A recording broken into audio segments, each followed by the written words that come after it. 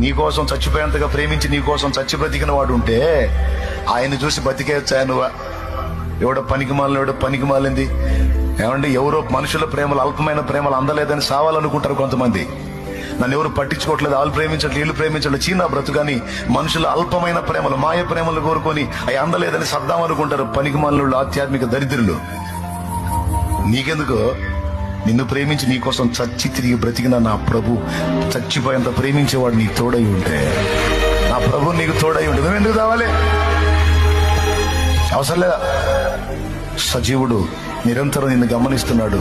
నీకు తెలుసో తెలీదో, నువ్వు ఆయనతో వచ్చి మాట్లాడలేదు కానీ నువ్వు ఎప్పుడన్నా వచ్చి ఆయన దగ్గర కూర్చొని మాట్లాడతావని గంపడి ఆశతో ఎదురు చూస్తున్న ప్రేమామూర్తి ఆయన.